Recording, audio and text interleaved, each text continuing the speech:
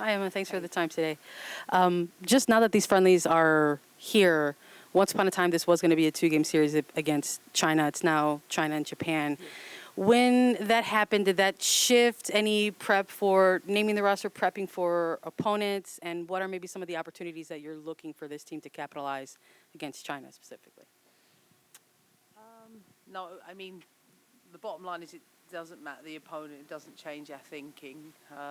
What I would say is that you've got different groups of players at different stages in their journey, at least under my stewardship. So you've got some that are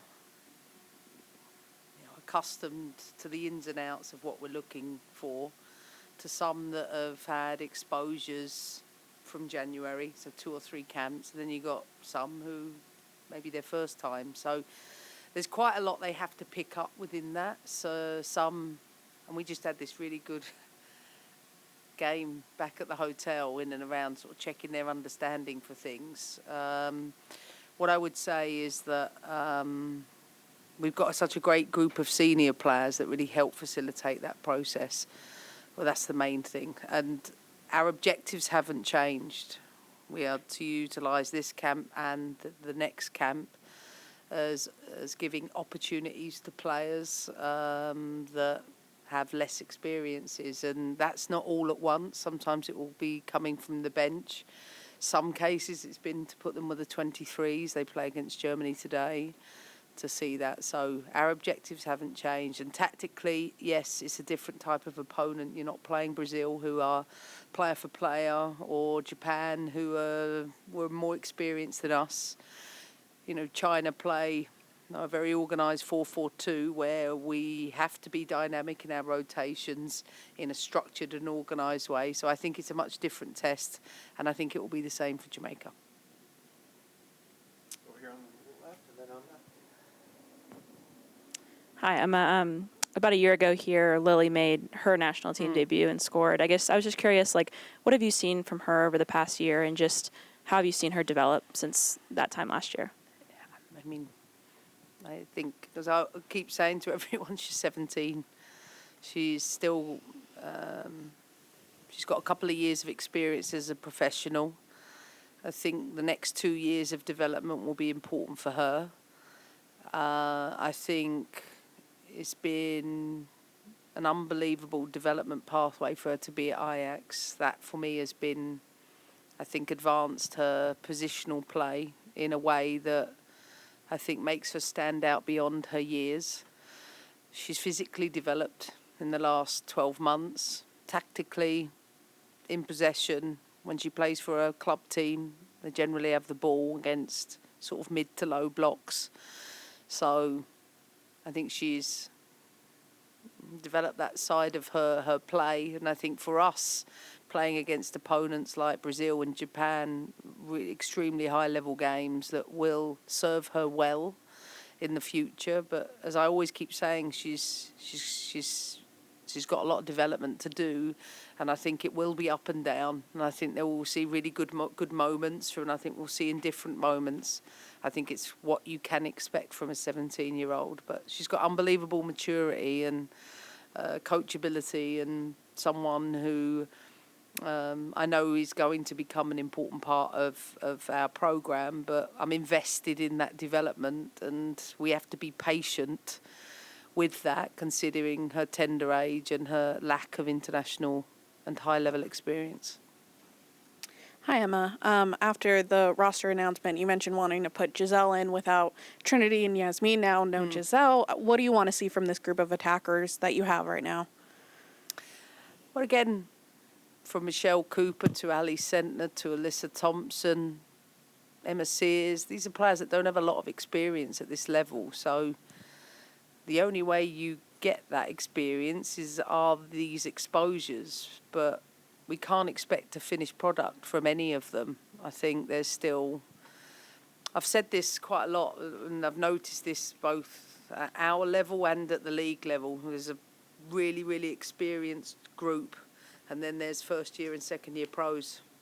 And that's sort of, I feel like, in order to accelerate that, we're doing the right things, whether the exposures are there for the 23s or here, but there's no shortcut to it. You can't accelerate it either. When you enter major tournaments, in an ideal world, your team, each player has got exposures of above 30 caps in your ideal world scenario, and obviously that won't always be everyone. So if you think about our situation in goal, we've got players that have got less than, the vast majority of them, less than 5 caps. The players you've mentioned, less than 5 caps. So we have to invest in the next 2 years in trying to accelerate that, to reach that, what we call a threshold. And that's why what we are doing is not only intentional, but necessary, because that gap from that real experience group to this is something that hasn't been developed prior to me being here. And with the 23 program and what we are doing, gives us the opportunity to do that. Boom, boom, boom. Let's go. Third row, second row, first row. Hi, Emma. Thanks for your time. Lola Bont's story is pretty unique. What made you think this was the right moment for her? And how do you see her energy and leadership impacting a young team like this? I mean, I think, first of all, Lo's situation should serve as a reminder to everyone that we watch every game and that we are invested in what you're doing day in, day out. I've already stated the reasons why I didn't take her to the Olympics in the 18, and for the reasons I've just mentioned, why we've had to accelerate the development of less experienced younger players. But age is just a number, and she's fit, she's healthy, she's someone who's always striving. And I've heard her speak a number of times, like her, not even her self-awareness, she's someone who's constantly sees that there's room for improvement in what she's doing. And I think if you take someone like Lily Johannes at 17 and Claire Hutton at 19, Sam Coffey at 25, 26, I don't want to age her too much, there's still a gap. And it's a way to close that. Because I think she could be a good role model for Lily and Claire, and someone that can add a little bit. Tactically, she's got to learn our way of playing. And that's why I say it does take a little bit of time, because what we require in our structure, particularly against these type of opponents, requires you to do specific things. So she's trained really well this week, and she's fit really well into the group, and she's got a great personality, brings a lot of great energy to the locker room. Hey, Emma. Hey. Earlier this year, you said that you hoped by the end of June you would identify a core of players who could be kind of the main group from now through the end of 2027 World Cup.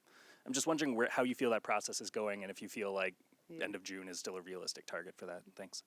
Yeah, I think so. I feel we're very much on track for identifying that core group. You're seeing there's less and less changes to the roster, but I can only pick available players.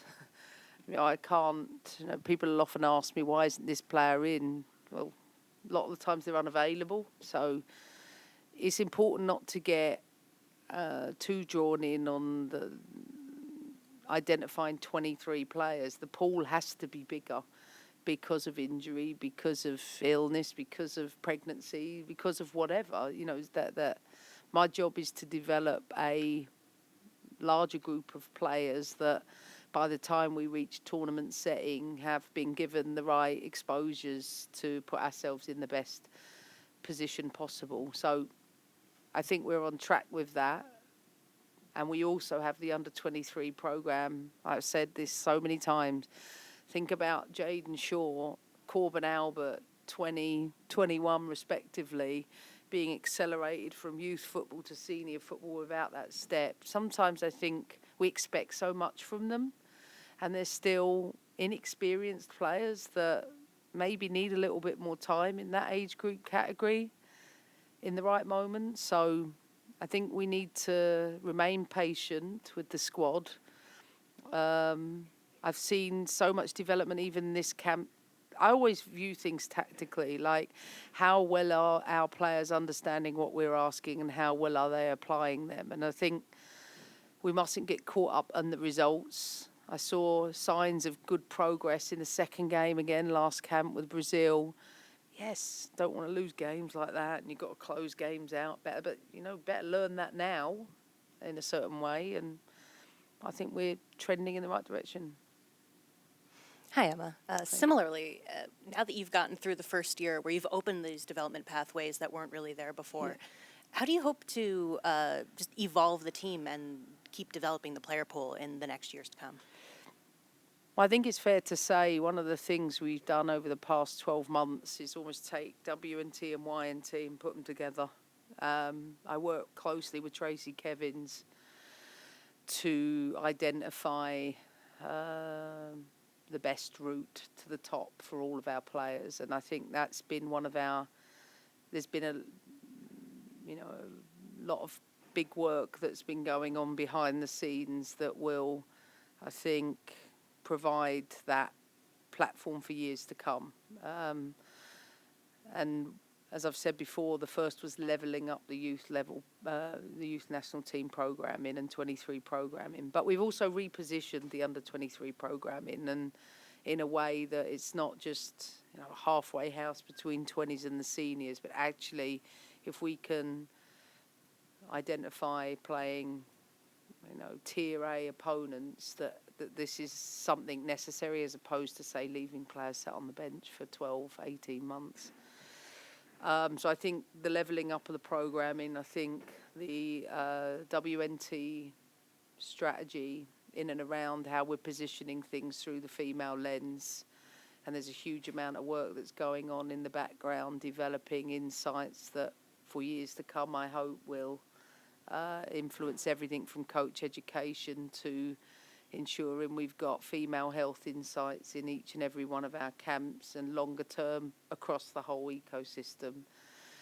I can't believe I've only been here a year, to be honest with you. When I reflect on the work that's being done by so many people, it's so exciting to think, if I'm to fast forward to 2031, the work and the impact that everybody's having now for the future of the game, I think will leave the ecosystem, not in a healthy way. America's always produced players, but I think what we are putting together is a system so that there is, it goes beyond just a pipeline of players, that it's a support system around girls and women that I think will take our game up a notch.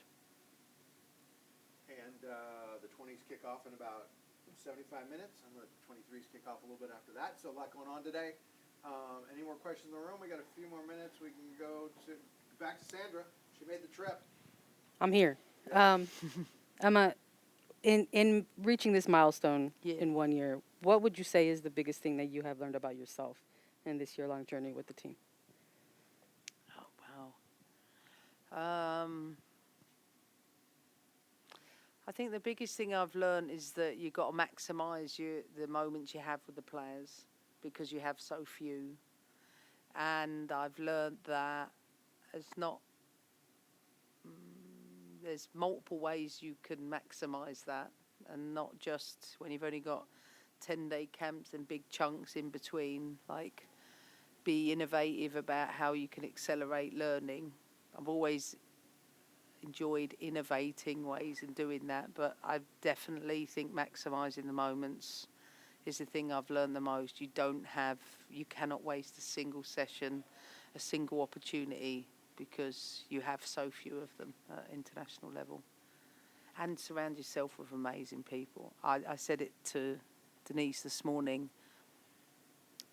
I'm so blessed that not just at the leadership level, but the people we are putting into positions across WNT and YNT has made me more excited for a long time, because we're bringing so many different innovations into the women's game and the girls' game. Anything from mental skill development to female health, menstrual cycle support, whatever it might be. Like, so excited about it.